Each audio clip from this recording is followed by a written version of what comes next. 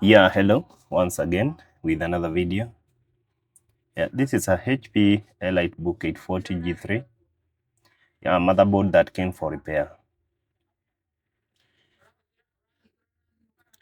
Yeah, so I'm trying to check to see if there's something obvious, but if you insert the charger, we are getting only 5 milliamps. So this means the power is not going into the motherboard. Only a very small section of motherboard is getting the power. And with the multimeter, I can see we have the 19 volts. Okay. Any other voltage on this motherboard?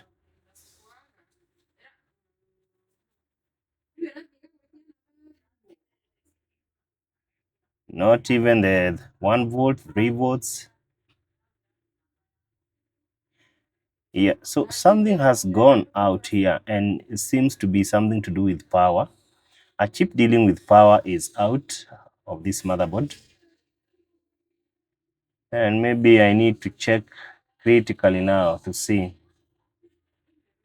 Usually, physical inspection should be among the first things you do when you receive a laptop or a computer motherboard. And so let's go under the microscope. And I think I might have seen something here that is causing this problem here. And I want to show you where I have seen something that is not very good looking. And this one is, you see, the motherboard is torn. Yeah, looking, somebody else was trying to work on this motherboard. So that means I'm not the first person here. And it makes sense because they only brought the motherboard and nothing to do with the computer or the rest of the system. Yeah, looks like these are glues. Maybe somebody was trying to glue these areas to try to jump with a glue, or maybe to hold the jumper with a glue, which sometimes is not going to be possible. Yeah, vibrations from the voltage, especially if the volts is more than 5 volts, expect some sparks and vibration from the current and the voltage. Yeah, and that's why sometimes we're injecting our 19 volts or 10 more than 5 volts into a motherboard. You start with the positive and then later you come with the ground. Because if you start with the ground and then later positive, you are going to experience some sparks. Yeah, some sparks are going to be seen, which is not good. Those are the vibrations I'm talking about. So we have to correct this area for sure, and to know how to jump power from the broken areas to complete the circuit, at least to see if this motherboard is going to come back to life. So isopropyl alcohol is going to help me to clean this area, because the glues, if I keep doing this with my tweezer, I don't think I'm going to achieve the desired results that I need, also within the specified time, because I can't keep working on one motherboard the whole day. So try to clean up with the isopropyl alcohol. Very important. High volatile. And also try to clean and make details on the motherboard a bit clear. So I'm going to check. I think I can tell how the power rails operate on this motherboard, but I think I need to check from another laptop. And I think I'll come with a multimeter to try and see whether we have a shot on this area. Yeah, one of the ways to take back the tracks the way they were is to also look for another laptop that is exactly the exact model of the one you are repairing, and compare the notes. You can check this particular area, the way powers are flowing from one chip, from one component to the other, and maybe you can use that to guide you. Now the wires, a wire like this one, I don't know what was the intention behind jumping this part. But anyway, we are going to see what we can do. I just want to gather some information, very important information that will help me do the rest. Okay, now I think I know how I can handle this. So let me come with some flux here. Some hot air also to get rid of this cap. This cap to me is shorted because it's having a beep on both sides. I don't know whether the beeps are coming because of the wire that is going across the capacitor, or the beeps are as a result of a shorted capacitor. And so the first thing I do is try to check for that cap.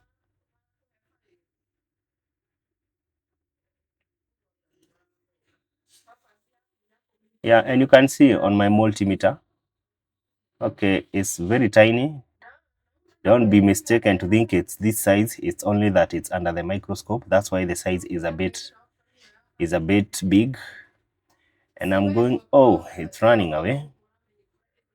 Yeah, I want to remove that wire to disconnect one side so that I can be sure that it's not this wire which is connecting the both sides of the capacitor. Should we say positive and negative, or anode and the cathode? Maybe you can use anode and the cathode. Yeah, so the wire is not touching the other side of the cap. Yeah, now we can go ahead and take the capacitor again and try to measure with a multimeter. We talked about the cathode and the anode, which is also to means positive and the positive side and the ground side. And this cap is shorted. You can see on my multimeter. It's taking a dead short measurement or value. Yeah, so we get rid of it. Yeah, so now we are doing the jumper. Yeah, this repair to somebody who is watching this video might look a bit simple, but remember, sometimes jumping this jumper wire is not very easy. It can take you a longer time than the one you are the time spent on this video, because remember, we cut this video to try to make a video that is going to be educative to you and at the same time save your time. So you don't have to watch all the details, all the struggles I had to go through. So remember, this is an edited video, so sometimes the jumping process is not very easy. Yeah, so I think that's it. So remember, there's more chemistry to laptops than physics. That's what I always tell people. There's more chemistry to laptop motherboards than physics. Physics is all about the voltage, the flowing of the voltage from one component to the other, or from one area of the motherboard to the other. But there's more chemistry to the laptop motherboard than physics. What do I mean by this? Like a ceramic capacitor, that is chemical, it's chemically made. The electrolytic capacitor, those are chemicals. Also the MOSFETs, it's more of chemistry. And flow of voltage is only the aspect where the physics is applied. So I'm cutting the jumper wire. After I'm done with where I want it to settle, I don't need it whole on the motherboard so that it cannot cause shorts in other areas. Yeah, so as I was telling you, most of the components that are on motherboard, there's more chemistry than the physics. Like electrolytic capacitor is something, I think some liquid we used to study in chemistry called dielectric something. Also, this is the liquid. I also almost the same like that in a torch battery. You remember those torch battery? There's a small rod going in between and some chemical surrounding the torch battery. But today, I think some of you might not know this, because these torch batteries were used by a bit older people. I happened to come across one. So yeah, I'm seeing there's no short, as you can see on my multimeter. and everything looks fine from my end. So I'm also trying to turn that wire to this side so that it doesn't touch this cap there. Yeah, there's a continuity there, there's a flow here. And so I think we can say that we have jumped that part successfully. Yeah, so as I was trying to say before, there's more chemistry to than physics in a laptop motherboard. Yeah, so we're also going to do a little bit of cleanup on this area and maybe apply some. You see, the motherboard is turning on, as you can see on my power supply. Yeah, we were getting 5 milliamps, now we are getting 0.3 amps, 0.345 amps there, 0.33 amps. This is not what we were getting before when we started repairing this motherboard. So that means our jumper is doing fine. So I'll come with some masking. Let us mask that area so that it cannot short in future. It's very important to mask. Some short circuits kills the motherboard in a way to in a dead, it can kill. What I'm trying to say is some shorts kills the motherboard in a way that it can't be revived again. For instance, when the processor is shorted, here in Africa we are not yet we still don't have the tools to grab the processor out, and also the process of desoldering and soldering back the processor is not very easy. So it's good to be careful not to escalate the issue at hand. Try as much as possible to improve the condition of the motherboard and not to make it worse than it came to you. Yeah, remember that's why you are paid to bring back the motherboard into a more suitable situation. Yeah, so I want to do some masking here. Let me try to dry this area a bit so that the masking can come to a dry place.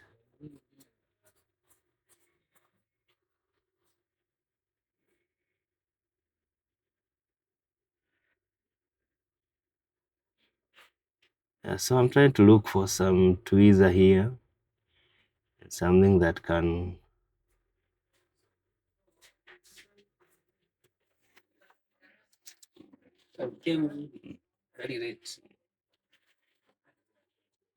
yeah, so that's it. Some masking here, some masking here.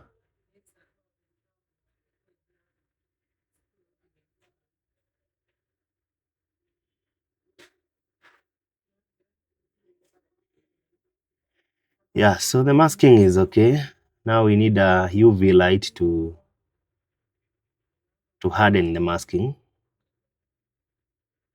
Yeah, so that's fine.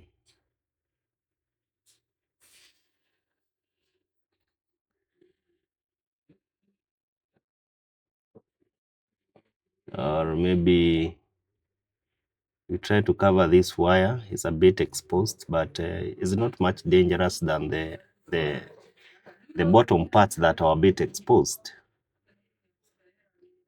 So now I'm going to get a UV light here. I have one that I usually use. Masking cannot dry unless you have some UV light on it. So I connect the UV light here. And that is my UV light. So we are going to give it some time to dry up.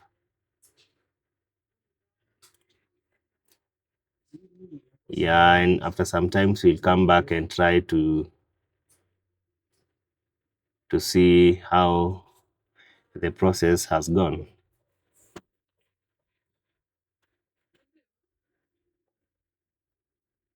Yeah, as you can see, after some few minutes of UV light, the mask is now hard.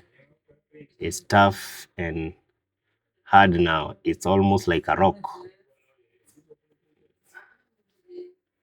So the jumper is being held in one position, and you can see how the mask is very hard now. It's almost like a rock.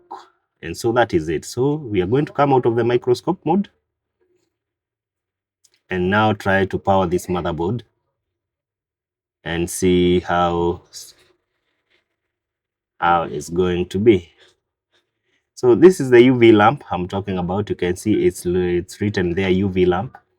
Yeah, this is what cures the masking, and which is a very important element or chemical when it comes to repairing a laptop motherboard. So let me return it there for future use. And now we are going to power on this laptop and see if the fan is also spinning.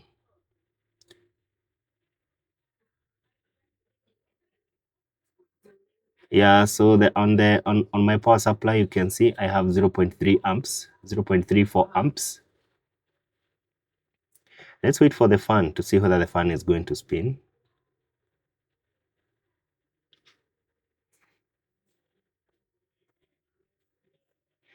Fan spin is what we are waiting for. And as you can see, yeah, the fan is spinning, and so that's it. So that motherboard is okay. I'm going to call the client, and please keep liking, keep subscribing, and keep sharing my videos, and let me know what you think down in the comment section.